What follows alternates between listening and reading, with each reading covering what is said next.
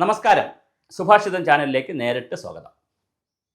ഓണമെടുക്കുന്നു, അത്തപ്പൂക്കളം വന്നു, എല്ലാവരും സന്തോഷമാണ്. പലർക്കും DA കിട്ടി, ചിലർക്ക് അലവൻസ് കിട്ടി, ചിലർക്ക് കിട്ടിയില്ല. അങ്ങനെ വലിയ പ്രതിസന്ധിയിലുണ്ട്. എന്നാലും അതിനിടയിലാണ് ഹിന്ദു പ്രീണനവുമായി സർക്കാർ വന്നിട്ടുണ്ട്. സർക്കാർ ഇങ്ങനെ ഇടയ്ക്കിടയ്ക്ക് ഓരോ പ്രീണന നയമായിട്ട് വരും. അത് CPMൻ്റെ ഒരു പൊളിറ്റിക്സാണ്. അത് പരാജയപ്പെട്ടു പോകുന്നു എന്നുള്ളതാണ് വളരെ രസകരമായ പൊളിറ്റിക്സ്. CPMൻ്റെ പൊളിറ്റിക്സ് പരാജയപ്പെട്ടുകൊണ്ട് ആരാണ് CPMന് ഈ PR വർക്ക് ചെയ്ത് കൊടുക്കുന്നത്? ഈ ബൗദ്ധിക കേന്ദ്രം. പണ്ടാണെങ്കിൽ EMS ഉണ്ടായിരുന്നു. നയനാറിൻ്റെ കാലം വരെ, ഒരു വരുന്നൊരു അച്യുതാനന്ദൻ്റെ കാലം വരെ CPMന് ഒരു ബൗദ്ധിക കേന്ദ്രം ഉണ്ടായിരുന്നു. അവരുപദേശിച്ച് ഇതിപ്പോൾ ബൗദ്ധിക കേന്ദ്രമില്ല, ആപ്പാടെ ബുദ്ധിയും കാര്യമൊക്കെ ഉണ്ടെന്ന് പറയപ്പെടുന്ന തോമസ് ഐസക്കിനെ പോലെ അവർ വിജ്ഞാന കേരളം എന്നൊക്കെ പറഞ്ഞ് ഇന്നത്തെ പറക്കി നടക്കുന്നു. ഒരു കാര്യമില്ല, തെക്ക് വടക്ക് നടക്കുന്നു. അതുകൊണ്ട് ഇവിടെ AKG സെൻറ്ററിൽ ഒരു ബൗദ്ധിക കേന്ദ്രമില്ല. കുറച്ചു കാലം CIA വന്നപ്പോൾ അതായത് പൗരത്വ ബില്ല് വന്നപ്പോൾ മുസ്ലിങ്ങളെ മൊത്തം കുത്തക, മൊണോപ്പോളി ഓഫ് മുസ്ലിംസ് ഇൻ കേരള എന്ന് പറഞ്ഞിട്ട് പിണറായി വിജയൻ സഹാബും മുഖ്യമന്ത്രിയൊക്കെ കൂടി കോഴിക്കോട് മാനാഞ്ചിറ മൈതാനത്ത് ആയിരങ്ങൾ, പതിനായിരങ്ങൾ, ലക്ഷങ്ങൾ പങ്കെടുക്കുന്നു. കാന്തപുരം അബൂബക്കർ മുസ്ലിയാരും സമസ്തക്കാരും സകല പേരും വരുന്നു. ലാൽ സലാം പറയുന്നു. സകല മുസ്ലിങ്ങൾക്കും ഭയങ്കരമായിട്ട് കൈയടിക്കുന്നു. പക്ഷേ സംഭവം വോട്ട് വന്നപ്പോൾ, ഇലക്ഷൻ വന്നപ്പോൾ 19 സീറ്റും കോൺഗ്രസ് കൊണ്ടുപോയി. അടക്കുന്നു. അത് കഴിഞ്ഞ് അടുത്ത 19 സീറ്റ് വന്നപ്പോൾ, ശബരിമല സീസൺ വന്നപ്പോൾ അയ്യപ്പന് അവിടെ ആളുകളെ, പെണ്ണുങ്ങളെ കയറ്റിയേ പറ്റുള്ളൂ. രഹന ഫാത്തിമയും തങ്കമണിയും ഉമ്മണിയമ്മയൊക്കെ അവിടെ കയറ്റി പറ്റുള്ളൂ എന്നൊരു പാതിരാത്രിയെ കൊണ്ട് കയറ്റി ആകെ ജഗപോകയാക്കി. ഹിന്ദുക്കൾ പിണങ്ങി. പിന്നെ ഹിന്ദുക്കളെ വീടുകളിലൊക്കെ ചെന്ന് സമസ്ത അപരാധം പറഞ്ഞ് പിന്നെ അവർ കുറേ വോട്ട് ചെയ്യുമെന്നൊക്കെ വിചാരിച്ചെങ്കിലും അസംബ്ലിയിൽ അവർ വോട്ട് കൊടുത്തെങ്കിലും അടുത്ത പാർലമെൻറ്റ് തെരഞ്ഞെടുപ്പായപ്പോൾ വീണ്ടും മുസ്ലിങ്ങളെ പിടിക്കാൻ തുടങ്ങി.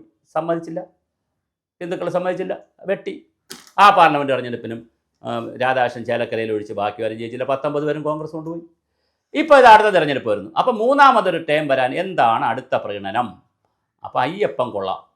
കാരണം അയ്യപ്പ സംഗമം നടത്തി കഴിഞ്ഞ് 3000 പേരുടെ അയ്യപ്പ സംഗമം നടത്തി കഴിഞ്ഞാൽ 10-30 ലക്ഷം വരുന്ന, അല്ലെങ്കിൽ 3 കോടി 3 കോടി ആളുകളിൽ ഒരു 10-55% വരുന്ന 1.5-2 കോടി, 2 കോടിയില്ല, 1.5-1.25 കോടി വരുന്ന ഹിന്ദുക്കളിൽ നല്ലൊരു ഭാഗം ആളുകൾ നമ്മളോടൊപ്പം നിൽക്കുന്നത് അയ്യപ്പ സംഗമം നടത്തിയിരിക്കുന്നു എന്ന് പറഞ്ഞു. പക്ഷേ ഇപ്പോൾ തന്നെ സംഘപരിവാർ എതിരാണ്, ഹിന്ദു ഐക്യവേദി എതിരാണ്, വിശ്വ ഹിന്ദു പരിഷത്ത് എതിരാണ്, BJP എതിരാണ്.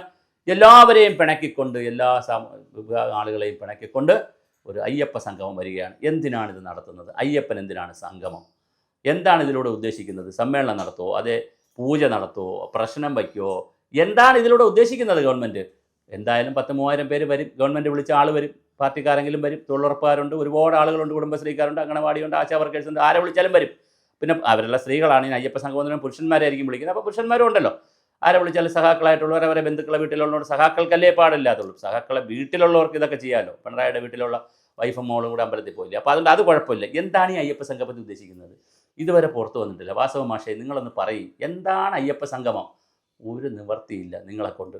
നിങ്ങൾ ഈ പ്രീണന രാഷ്ട്രീയവും വർഗീയ പ്രീണനവും, ഒരു വശത്ത് ന്യൂനപക്ഷ പ്രീണനം, മറുവശത്ത് ഭൂരിപക്ഷ പ്രീണനം, പറ്റുമെങ്കിൽ 2 പക്ഷത്തെയും കൂടെ പ്രീണനം, അവർക്കെതിരെ ഇവരെ തിരിക്കൽ, ഇവർക്കെതിരെ അവരെ തിരിക്കൽ. ഇത് കേരള രാഷ്ട്രീയം കണ്ട് മടുത്ത് പഴയ വീഞ്ഞെന്ന് പറഞ്ഞാൽ വളരെ പഴയ വീഞ്ഞ് പുതിയ കുപ്പിയിൽ വയ്ക്കുകയാണ്. കുപ്പി മാറിയെന്നതുകൊണ്ട് വല്ല കാര്യമുണ്ടോ? നിങ്ങൾ പുതിയ വീഞ്ഞുണ്ടാക്കും മാഷന്മാരെ, പുതിയ ട്രോൾ ഉണ്ടാക്കും, പുതിയ ക്യാപ്സൂൾ ഉണ്ടാക്കൂ. ഈ അയ്യപ്പ സംഗമമൊക്കെ ഹൈന്ദവ സംഘടനകളും അങ്ങനെയുള്ള ആളുകളൊക്കെ നടത്തട്ടെ. അമ്പലവും അയ്യപ്പം ശബരിമലക്കാരും ദേവസ്വംകാരും നടത്തിയാലും പിന്നും കുഴപ്പമില്ല. ദേവസ്വം ബോർഡ് ഇത് ചെയ്യേണ്ട കാര്യമില്ല. ദേവസ്വം ബോർഡിൻ്റെ പണി ഇതല്ല. അപ്പോൾ അത്തരത്തിലുള്ള കാര്യങ്ങൾ നടക്കട്ടെ. ഇതെന്തായാലും നമുക്ക് വിട്ടേക്കുക.